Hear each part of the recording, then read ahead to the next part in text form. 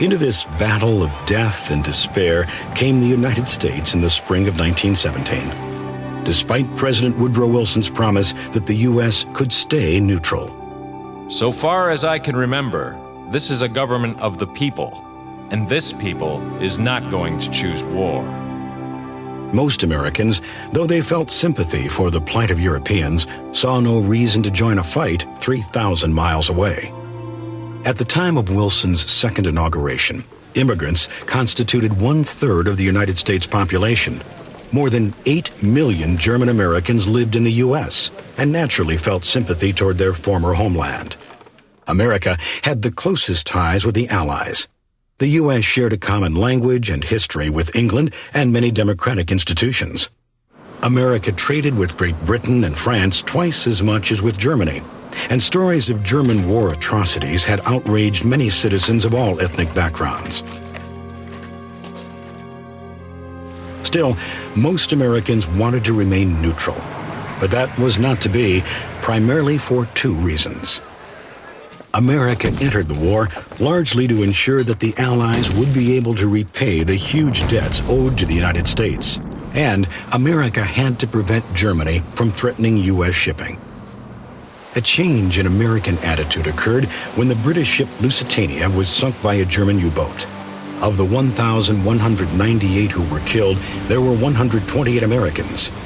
More ships were sunk, incurring more loss of American lives. When the German Kaiser announced on January 31, 1917, that U-boats would sink all ships in British waters, whether they were hostile or neutral, there seemed little choice but to enter the war. The discovery of the Zimmermann telegram cemented that decision. It was a coded note from German Foreign Minister Arthur Zimmermann to the German minister in Mexico, promising U.S. territory to Mexico in return for joining the German cause. We make Mexico a proposal or alliance on the following basis: make war together, make peace together, generous financial support, and an understanding on our part that Mexico is to reconquer the lost territory in Texas, New Mexico, and Arizona. A little over a month later, Congress formally declared war on Germany and the Central Powers. The American public was shocked, but there was still no rush to enlist. The result was that Congress voted overwhelmingly for a draft, requiring eligible men to register with the government. Of the 24 million who signed up, 3 million were chosen by lottery to serve. Women were not drafted, and the Army would not even let them enlist. The Navy and Marines accepted women volunteers for non-combat positions. 13,000 served as nurses, clerks, stenographers, secretaries, and telephone operators.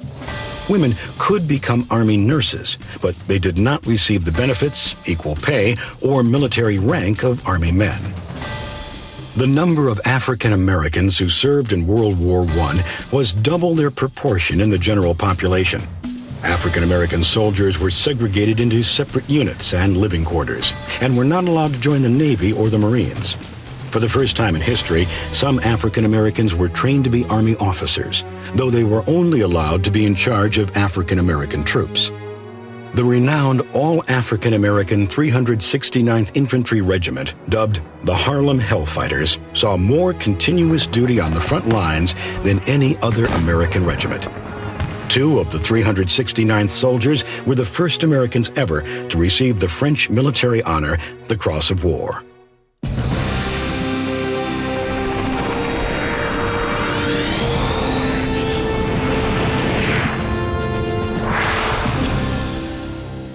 Of course, before any American soldiers were able to fight in World War I, the United States had to get troops and supplies to Europe. The costs of such an operation were staggering. To raise money and get the resources needed, the United States government implemented extraordinary measures. First, the federal government took control of the economy and gave the president the power to fix prices and regulate certain war-related industries. President Wilson next established the War Industries Board and appointed millionaire financial expert Bernard Baruch to head it. Wilson often called him Dr. Facts because of his ability to assemble, coordinate, and distribute details about war materials and production. Every man has a right to be wrong in his opinions, but no man has a right to wrong in his facts. No detail, however seemingly trivial, escaped his scrutiny. Baruch noticed that 8,000 tons of steel were used each year to make ladies' corsets. He asked American women to give up that fashion in support of the war. They did, and the steel saved could be employed to build 2 battleships. The board encouraged companies to use mass production techniques to increase efficiency and eliminate waste. It also established price controls, allocated raw materials, and told manufacturers what they needed to produce in order to help the war effort. As a result, industrial production increased by 20%. Other government agencies controlled the railroads, regulated the use of coal and oil, and mediated labor disputes, avoiding crippling strikes. The War Industries Board also created a massive publicity campaign, encouraging the public to contribute to the war effort by planting victory gardens and observing meatless meals, so food could be sent overseas to the troops. Gasless Sundays and lightless nights soon followed. My Tuesdays are meatless. My Wednesdays are wheatless.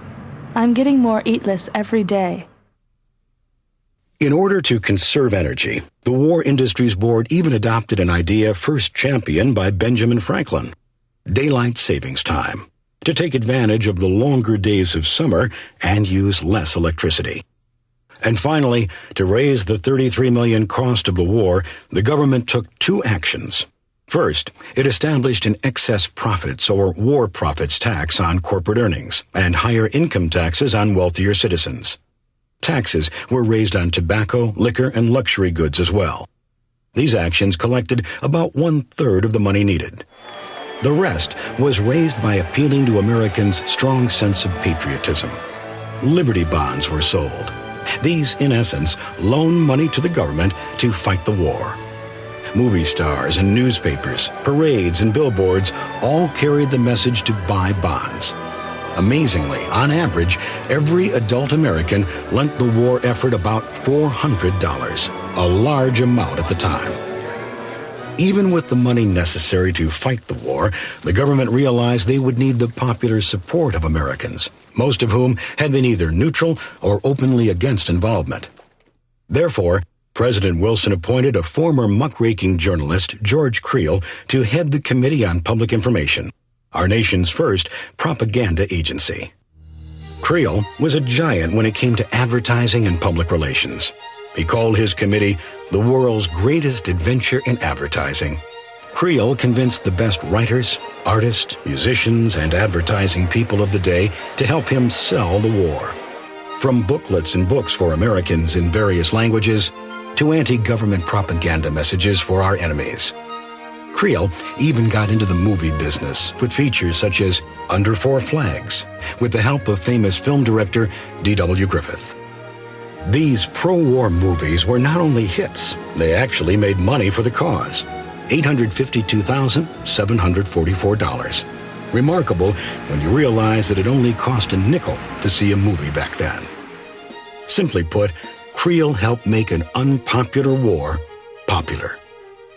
His masterstroke was the creation of a national force of 75,000 men who would deliver a patriotic 4-minute speech anytime, anywhere. The 4-minute men spoke on the draft, rationing, bond drives, and victory gardens. By the end of the war, they had delivered more than 7.5 million speeches to 314 million listeners. Musicians gave voice to the war. Songs like Till We Meet Again, It's a Long, Long Way to Tipperary, Keep the Home Fires Burning, and Over There kept American spirits high. Meanwhile, the immense task of transporting troops to France began. After years of relying on foreign vessels to take American goods overseas, America's supply of ships was limited. Consequently, shipyard workers were exempt from the draft or given deferments to make shipbuilding a priority industry.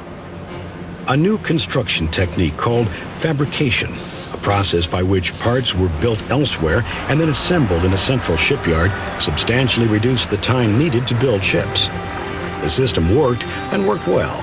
In a single day, appropriately the 4th of July, 1918, America launched 95 ships. Rear Admiral William S. Sims decided that the best way to get troops and supplies safely past the German U-boats was to use a convoy system. That meant that merchant and troop transport ships would cross the Atlantic in large groups, escorted by a guard of heavily armed destroyers and cruisers circling the fleet. The plan cut shipping losses in half. 100 submarine chaser boats and 500 airplanes were also used to stop U-boats from sinking ships bound for Europe. Remarkably, of the 2 million men who sailed to Europe during the war, only 100 were lost to U-boat torpedoes. General John J. Pershing led the American Expeditionary Force. Pershing believed in aggressive action in combat and was highly regarded by his superiors and the men he commanded. Black Jack, as he was popularly known among the troops, was understood to be fair, courageous, and a top-notch administrator.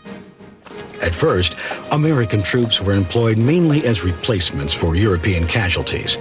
By April of 1918, Pershing convinced the Allies that Americans should fight as a separate army.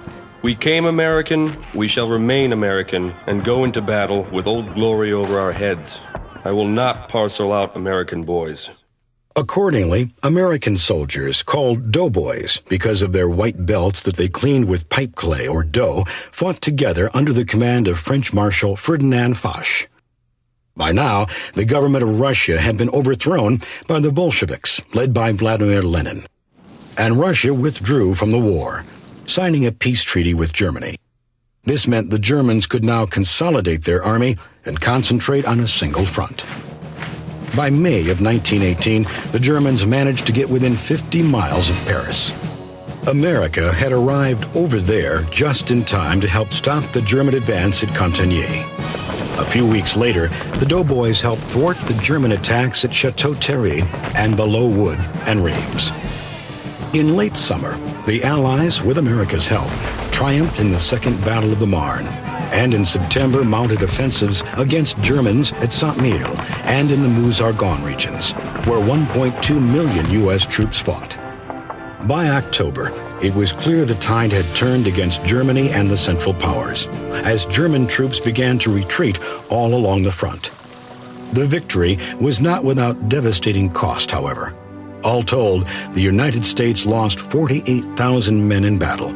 Approximately 62,000 died of disease, and another 200,000 were wounded and needed immediate medical care. The Army is only 12 miles away. I have Americans, English, Irish, and French, and apart, in the corners, are Germans. They have to watch each other die side by side. The cannon goes day and night, and the shells are breaking over and around us. I have to write many sad letters to American mothers. Thankfully, an end to the slaughter was not far off. Although on the home front, the effects of the war were enormous. From fines and imprisonment for those who opposed the war to new roles for women and African Americans, World War I was proving to be a major turning point in American history.